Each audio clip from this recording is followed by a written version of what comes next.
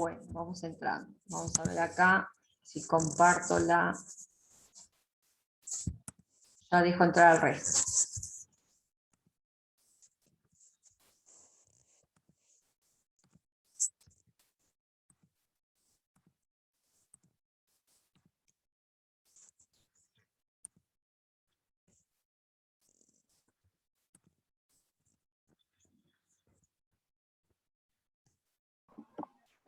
Ahí va. Bueno, no me acuerdo cuántos éramos hoy, pero somos 10 ahora conmigo. Creo que había alguno más. Esperamos un minuto. Profe, ¿por qué ahora Zoom te avisa que está grabando? Antes no avisaba. Siempre avisa. No te habrás dado Bien, cuenta. Este, antes no me avisaba. ¿Vos decís porque lo dice en voz alta? No, ahora me aparece un cartelito que me dice la clase está siendo grabada o algo así. Y tengo que Sí. poner Pero continuar. siempre tenía ese cartelito. Aparece como un circulito rojo con un... que dice grabando. No, a veces sí, Sí, siempre lo vi, pero ahora cuando pero entras aparece si estás de acuerdo o no. Ah, está bueno claro. eso. Está bueno. Está bueno. Sí, debe ser como un ajuste en la política de privacidad o algo de eso, porque Puede ser que sea así. Yo en realidad las grabo por ustedes, porque en realidad me está llenando la máquina de cosas. Tengo no, es que cantidad. a mí me recibe porque a veces entro y me fijo en las clases. Está perfecto, está perfecto. La otra vez preparamos el examen por Zoom y como yo tengo programadas todas mis reuniones por Zoom para que se graben, para no olvidarme de apretar el botoncito, me dijeron de todo porque tenía prendida la grabadora. Y dice, ay, no se puede decir nada con esa grabadora. Y yo digo, ¿qué tenemos que decir? Tenemos que preparar el examen. Digo. Bueno, gente, vamos a seguir compartiendo la pantalla con el ejercicio ese que tenían en la plataforma sobre tejidos. ¿Sí? Aquí. Ahí la ven. Habíamos quedado en que es una célula multinucleada. ¿Sí? Se caracteriza por ser una célula multinucleada. Bueno, ya eso nos va a dar la pauta que es una célula súper especializada, tiene un citoesqueleto adentro que está recontra especializado, por eso los núcleos se fueron hacia la periferia. Yo creí que eran muchas células juntas, por eso tanto núcleo. Bueno, hay una teoría que dice cómo se formó esta célula multinucleada, que habla de los sincicios celulares y que las células como que fusionaron todos sus citoplasmas y generaron una gran célula contráctil. En realidad es para facilitar la contracción que se hizo esto. Es un Es tejido que tiene muy, sentido, porque si siempre están quietas ahí. es un tejido muy especializado. No se olviden que para lo único que funciona es para la contracción. No hace otra cosa. ¿Sí? Entonces especializó tanto su citoplasma para poder cumplir con esa función. Bueno, ¿cómo lo reconozco? Primera cosa, células, ¿cómo son? Muy juntas. Bueno, están juntas, en este caso vino que no están tan juntas como las de un epitelial, pero están juntas. También puede ser problema de la técnica, que se hayan separado un poquito más, pero son todas alargadas, ¿sí? Son todas alargadas. Y si ustedes se fijan, tienen algo de... El hecho de tener estas varillitas que las atraviesan nos da la idea de una cierta profundidad y cierto aspecto cilíndrico. Bien, ¿qué es lo otro que es característico de estas células? El citoesqueleto. Ahí va, ese citoplasma, por lo menos no sé si citoesqueleto, yo se los dije porque lo sé, pero ustedes no saben ahora todavía eso, pero sí ven que está muy diferenciado ese citoplasma. Algo raro hay ahí adentro. Entonces ya no me aparece el citoplasma rosadito como vi en las otras células, o vacío como vi en la del adipocito. Acá me aparece algo todo Pero, rayado. ¿el Indudablemente que hay... citoesqueleto no son las rayas blancas? El citoesqueleto son todas, en realidad el citoesqueleto tiene una formación que la vamos a ver al microscopio electrónico, que después con la tinción da esta estructura estriada, pero no lo vemos el citoesqueleto. No se olviden que el citoesqueleto son estructuras nanométricas, se ven solo con el microscopio electrónico. Yo Acá, creía que eran las rayas blancas esas. acá veo el resultado de la unión de todas las estructuras esas desarrolladas del citoesqueleto que dan este aspecto en la célula muscular, en esta en particular. Hay otra célula muscular que vamos a ver ahora que no lo vamos a ver. ¿Sí? Tiene también esa estructura, pero no la vamos a ver. Así que entonces, la célula alargada, el citoplasma bien diferenciado, con algo raro que no había observado hasta ahora, ¿verdad? Y que hay poca sustancia intercelular o prácticamente ninguna, eso me da la pauta que es un tejido muscular. ¿Sí? Y este de acá,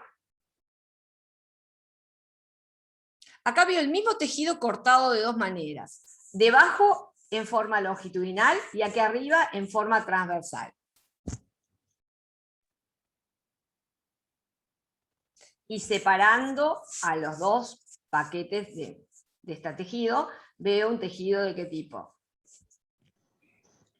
¿Muscular? Acá, sí, estos dos son musculares, pero este que está separado, células separadas, un gran vaso sanguíneo. ¿Qué tejido? Conjuntivo. Hay Conectivo. un conectivo ahí, muy sutil, pero un conectivo asociado. Porque acuérdense, el único que tiene vasos sanguíneos es el conectivo. Es el que nutre a todos. Bueno, ¿qué forma tienen las células? Alargadas. Alargadas. A ver quién se da cuenta de otro aspecto de estas células. Vean los núcleos, ¿no? Cuando termina la célula, ¿cómo hace? Están como todas unidas. Están unidas, ahí va, están unidas. Pero fíjense la forma, es alargada, pero ¿qué le pasa en los extremos? Se aplana. Alguien lo No me dijo acuerdo ya cómo en se el llamaba. fondo, alguien muy tímidamente dijo en el fondo, ¿se llaman? Fusiformes. Sí. Fusiformes, ahí va, Natsaré.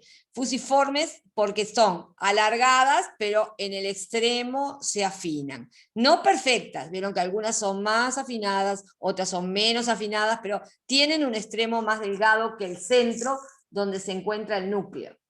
Eso es característico de quién, esa forma y esta disposición es característico de qué tejido. Del muscular. Exacto. Células alargadas, en este caso fusiformes, no cilíndricas, típico del tejido muscular. Un citoplasma está diferenciado para la contracción, pero apenas se ve, por eso este es un muscular liso. Se ve al microscopio electrónico, pero no al óptico, porque la disposición de las estructuras del citoesqueleto no son tan marcadas como en el esquelético. Y hay poca o nula sustancia intercelular. ¿Ah? Esa es la pauta para poder diferenciar un muscular de otros. Y bueno, y acá llegamos al otro. Este sí es nervioso, ¿no? Este sí es nervioso. ¿Cómo tienen las células? Separadas. Separadas. ¿Y hay un solo tipo de células? Creo que son dos, ¿no? Hay unas grandes, ¿sí? Las pequeñas. Y otras que son chiquititas, ¿sí? ¿Por qué algunas las veo con prolongaciones y otras no las veo con prolongaciones? Vieron que acá no le veo las prolongaciones, acá le veo solo una, y hay como un arranque acá le veo dos nomás, acá una. ¿Por qué será eso?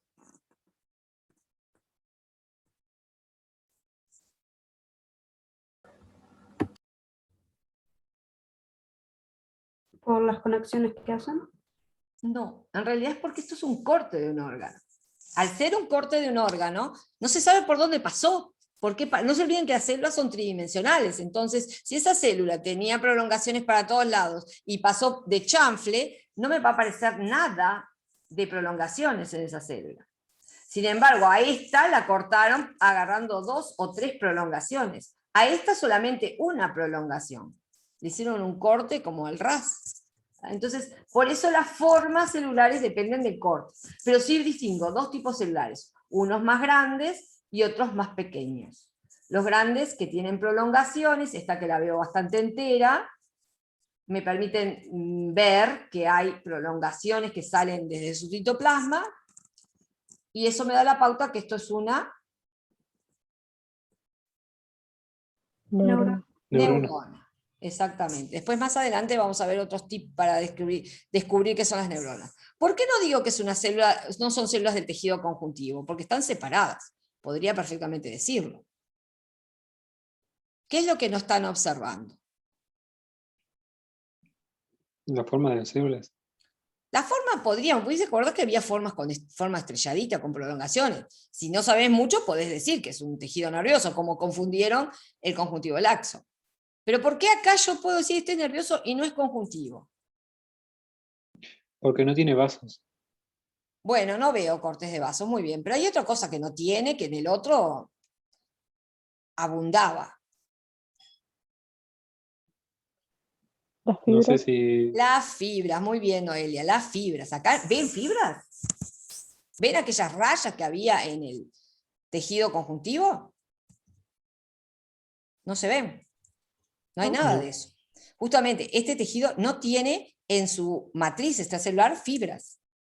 ¿Sí? Lo único que se pueden ver como rayas son las prolongaciones de las células. No independientemente fibras esparcidas por ahí. Entonces, justamente, ¿cómo distingo que es un tejido nervioso? Porque hay células grandes y hay células pequeñas. ¿Sí? Porque las grandes tienen prolongaciones. Más adelante vamos a ver que esas prolongaciones se llaman dendritas y axón. ¿Sí? Y las pequeñas, solamente que veo de las pequeñas.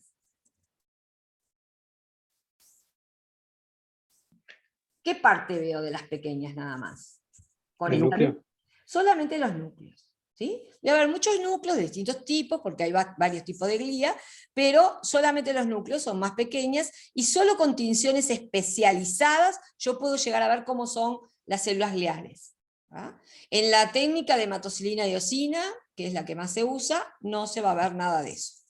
Vamos a ver si los cuerpos neuronales, alguna parte de las prolongaciones, inclusive no toda, porque esta prolongación sigue y se va para otros lados y se ramifica, y no lo voy a ver, ¿verdad? Pero sí voy a ver células grandes con prolongaciones y núcleos de células más pequeñas. Bien, ¿qué otra cosa es importante para ver? Si ustedes se fijan, se ve muy claramente el núcleo y se ve muy claramente el nucleolo en las neuronas, ¿sí? Y el citoplasma de estas células también se ve todo como manchado de color violeta. Bueno, eso se debe a las especializaciones que hay dentro de estas células, ¿sí? Estas células tienen una gran cantidad de retículo endoplasmático rugoso adentro, que se tiñe de color violeta, porque se tiñe con la hematocilina, y quedan como punteaditas estas células. Si yo aumentara el tamaño, esto está a menor aumento, si yo aumentara esta célula, le vería todo punteado adentro, que es característico de las neuronas, ese retículo endoplasmático dispuesto como grumos, que se llaman grumos de Nys. Bueno, indudablemente que hay abundante sustancia intercelular, ¿verdad? Mucha sustancia intercelular sin fibras, ¿sí? Por eso me doy cuenta que es un tejido nervioso. Bueno, y acá empezamos, porque de acá presentamos los 4 tejidos básicos, pero desde ahora en más vamos a tener que profundizar dentro de cada uno de los grupos de tejidos para ver qué características tienen y cómo los puedo agrupar y clasificar. Y cómo más que nada los puedo reconocer. Me voy a empezar a estudiar una ciencia que se llama histología, ¿sí? Esto es un capítulo aparte en las facultades, hay una cátedra de histología, hay una materia que se llama histología, y los demás miembros de la facultad los llaman los manchólogos a los histólogos, porque dice que basan sus estudios en manchitas de tejidos, ¿verdad? En todos colorcitos que le ponen a los tejidos. La histología, sin embargo, es importantísima porque gracias a los estudios que se hacen de las células de los tejidos, se puede determinar varias cosas. No solamente qué tejido es, sino si ese tejido está normal o está enfermo, ¿verdad? Si muestra patologías, si muestra degeneraciones, porque siempre hay todo un estudio de los tejidos normales primero, para después poder reconocer cómo son las patologías dentro de ellos. Las células, cuando se enferman, cambian sus formas, cambian sus contenidos, entonces las tinciones que se usan en esta ciencia van marcando esos cambios y van permitiendo descubrir si hay algún problema o no. En la histología hay 2 instancias, una que es la preparación de la muestra y otra que es la observación de la muestra. Vamos a empezar un poquito con la preparación de la muestra, ¿sí? ¿Qué técnicas se utilizan para preparar la muestra? Bueno, Hay muchas técnicas, pero la que más usamos y la que más tenemos en los liceos es la técnica de hematocilina y eosina que yo les acabo de mencionar. ¿Sí? Es un proceso que se le hace a los tejidos y que se tiñen con 2 tinciones que muestran diferentes partes de la célula. ¿Sí? Vamos a ver paso a paso cómo es esa preparación de la muestra para observar con hematocilina y eosina. ¿Sí? La técnica consta de varios pasos. El primer paso es cómo obtenemos la muestra para poder ser observada al microscopio. Luego fijamos a esa muestra para poderla cortar. Hay que fijarla, hay que endurecerla. Le tenemos que hacer procesos de deshidratación y aclaramiento, que son los que nos van a permitir incluirle la tinción, porque si no, no lo vamos a poder hacer. Vamos a tener que a la muestra en sumergirla en un material que endurezca y que me permita hacer cortes de ella, eso es lo que se llama la inclusión, y luego la vamos a cortar con un aparato especial que se llama microtomo, y después le tenemos que hacer toda una rehidratación a este tejido, porque lo habíamos deshidratado, para poderlo teñir. ¿Sí? Vamos paso a paso viendo cada una de las preparaciones. Primero, obtención de la muestra. ¿De dónde sacamos la muestra para poder ver al microscopio? ¿Qué les parece a ustedes? Por ejemplo, el de la sangre podría sacar una muestra desde una inyección sacando sangre, por Exacto. ejemplo. Una gotita de sangre sobre un portaobjeto, un cubreobjeto, y ya puede observar. Bien. Pero si yo lo quiero teñir con hematocilina y eosina, voy a tener que agregarle los colorantes. En el caso de la sangre es fácil porque le agrego los colorantes y ya me queda teñido porque es un tejido líquido. Pero la mayor parte de los tejidos son sólidos. ¿Cómo hago para sacar un tejido sólido? Es lo que iba a preguntar, con la piel y el muscular, ¿cómo es eso? ¿Cómo hago con la Porque piel y el el muscular? nervioso, por ejemplo, le puedes sacar de como la médula, ¿no? Bueno, pero O no tiene que ver. no puedo cortar la médula. Lo que puedo extraer es líquido cefalorraquídeo, pero no puedo cortar la médula Claro, porque eso. le estoy haciendo un daño, ¿no? No, sí, sí, sí, No sé, pero digo, Hay tejidos que yo los puedo cortar en vivo y otros no tejidos es una que tengo biopsia que eso. cortarlos en muertos, ¿no? No puedo sacarle algunos pedazos a las personas que están vivas, ¿no? Bueno, justamente la obtención de las muestras se hace de 2 maneras. Unas en vivo, ¿sí? Como por ejemplo mediante una biopsia. ¿Sí? Ahí, por ejemplo, muestra un lunarcito, ¿verdad? Es un tejido anómalo que salió. Bueno, puede ser un tejido anómalo o un tejido normal que se pueda cortar y se pueda verificar a ver en qué condiciones están sus células. ¿Sí? O puede ser post-mortem, entonces ahí yo voy a estar haciendo o una autopsia, ¿sí? Cuando la persona recién murió y se quiere investigar a ver qué patología tenía, o cuál fue la causa de la muerte, o lo que sea, se toman muestras de los tejidos, se hacen preparaciones histológicas y se analizan cómo estaban las células. ¿Sí? O puede pasar que la persona haya muerto y se quedaron dudas del resultado de esa autopsia y se recurre a una necropsia. Entonces hay que exhumar ese cuerpo y volver a analizar. En este caso es más complejo porque ya los tejidos están en descomposición. ¿Ah? Entonces va a ser mucho más complejo, mucho más, inclusive menos fidedigno que una verdadera autopsia cuando se hace enseguida de la muerte. Bueno, así que la muestra la obtengo de un cuerpo que está vivo o de un cuerpo que está muerto. ¿Sí? Los preparados que nosotros tenemos en los laboratorios en realidad no son humanos. ¿Sí? Nosotros casi todos son de ratas o de ratones que, bueno, que fueron lamentablemente sacrificados para hacer ese tipo de preparados porque son para estudio. Bien, segundo paso. Tengo la muestra. Saqué un pedacito del tejido, del vivo o del muerto, y lo tengo que fijar. Bueno, ahí me voy a la fijación. ¿Qué es la fijación? ¿Por qué tengo que fijar la muestra? Para poder observarla después. Más que para poderla observarla, es para poderla cortar después. Y para evitar que el tejido que saqué del vivo, del muerto, siga sus procesos de descomposición. No se olviden que si saco un tejido de una persona viva, ese tejido va a empezar a a darse cuenta que ya no está dentro del cuerpo y va a empezar a programarle la muerte a esas células, va a continuar con su metabolismo, ¿verdad? Entonces tengo que frenar todos esos procesos químicos que están ocurriendo dentro de la célula. Y entonces utilizo un líquido, ¿sí?, en donde coloco la muestra que sirve de fijador. ¿Sí? Imagínense un recipiente, coloco la muestra, que sería este cuadradito, que este cubito que tengo acá, y un fijador. El fijador más usado, y sobre todo para la técnica de hematocilina y iosina, ojo que no es el único, porque este tiene bastantes defectos, es el formol. ¿Sí? El formol, o también le dicen formalina o formaldehído, su nombre químico. ¿Sí? Así que sumergimos la muestra que sacamos en un fijador que es el formaldehído. ¿Qué es lo que hace este formaldehído? ¿Cuál es la función? Como yo les decía, la primera, detener todo el proceso metabólico. ¿Sí? Tiene que terminarse las reacciones químicas dentro de la célula para que no haya más cambios. ¿Sí? Más cambios celulares, ¿no? Otra de las características es impedir que la célula se destruya a sí misma. No se olviden que cuando la sacamos de ahí, la célula piensa que se está muriendo. Entonces, muchas enzimas van a empezar a degradar ese tejido extraído.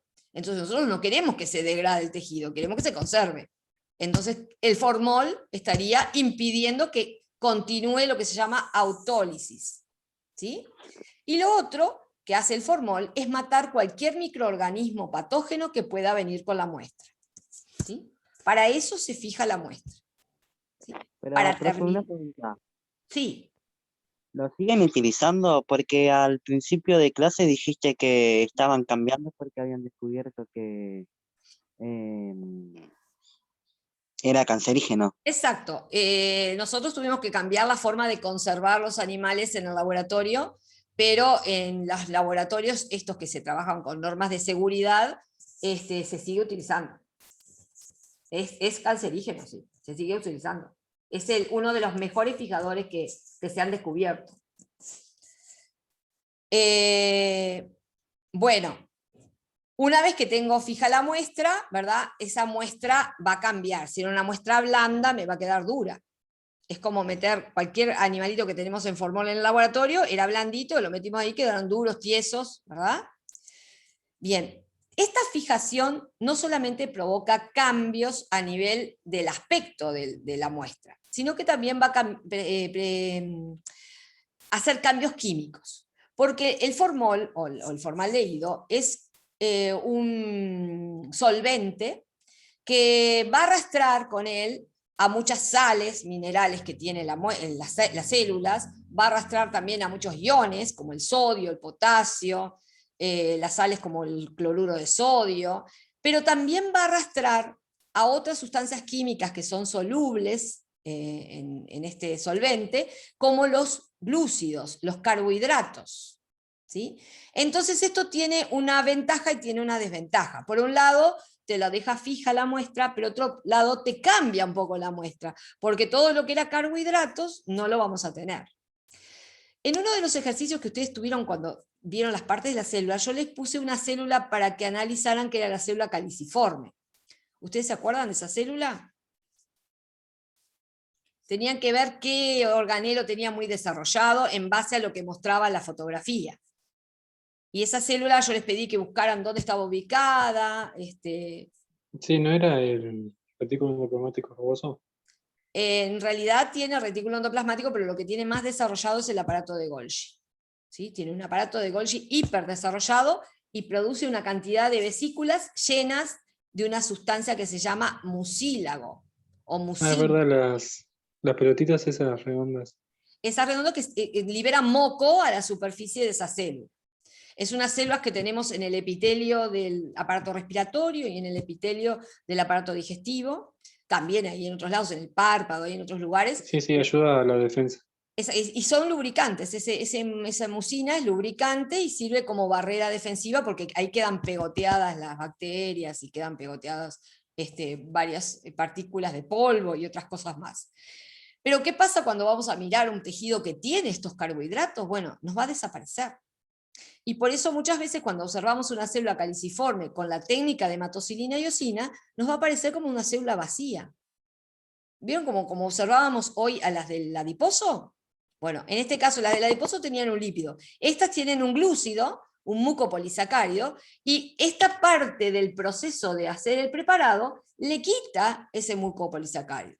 Entonces, en muchos tejidos que hay polisacáridos o hay glúcidos, esta parte la va a eliminar. ¿Sí? Si hay gránulos con glucosa o con alguna cosa, las va a eliminar. Porque la fijación con formaldehído elimina los carbohidratos. Bien. Vamos a la siguiente etapa, la deshidratación y el aclaramiento. Bien. ¿Qué quiere decir deshidratación? Falta de agua, ¿no? Cuando Claro. algo se deshidrata es porque pierde agua, ¿verdad? Bueno, ¿cómo se hace la deshidratación? Esa muestrita que tenemos ya fijada, durita, ya que está extraída del proceso de fijación, se la empieza a colocar en recipientes con diferentes tipos de alcohol, ¿verdad? Más que distintos tipos de alcohol, no, el mismo alcohol, el etanol, el alcohol etílico, pero en distintas graduaciones. Se lo va pasando a 50%, a 70%, a 80%, 90%, hasta terminar en 100%. ¿Sí? Necesita deshidratar la muestra, necesita sacarle toda el agua que tenga esa muestra, porque si no, no se puede hacer este otro proceso que es el aclarado. Y ahora vemos por qué. ¿Sí? Deshidratar es quitar el agua, o sea que a la muestra hay que quitarle el agua. Acuérdense que un gran porcentaje de las células es agua, entonces hay que sacársela el agua. Después se la van a devolver, pero primero se la saca. ¿Sí? Y la deshidratación la hacemos con el pasaje de esa muestra por diferentes graduaciones de alcohol. ¿Bien? ¿Qué quiere decir aclarar? Que sea transparente. O sea, sacarle el color, ¿verdad? Claro. Es la siguiente etapa. Hay que quitarle el color al tejido. Para quitarle el color al tejido se usan sustancias químicas que son hidrófobas, o sea, que le tienen fobia al agua. O sea, rechazan el agua. Entonces, por eso entienden por qué hay que deshidratar primero la muestra. Porque si no, no podrían aclararla. Para esta técnica de hematocilina y eosina, siempre hablando, ¿no?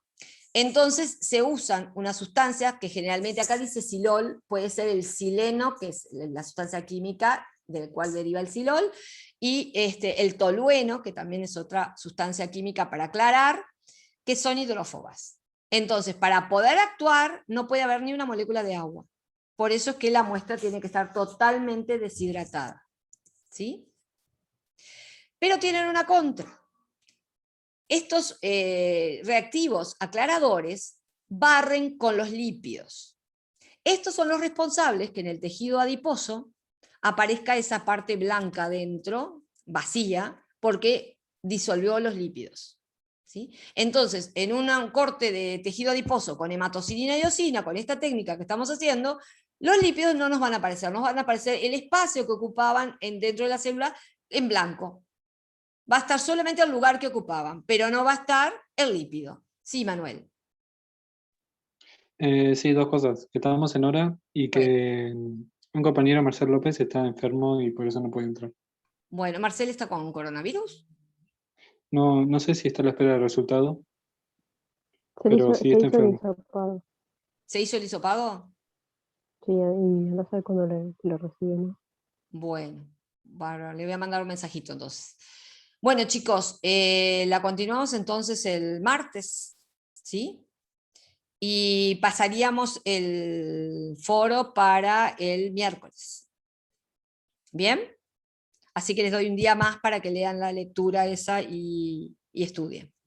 ¿Sí? Así terminamos esto de los tejidos, la técnica, algo de microscopio. Voy a buscar el videito ese que tengo para que lo vayan viendo de cómo se usa el microscopio y las partes que tiene el microscopio. Y bueno, cualquier cosa lo comentamos. ¿Bien?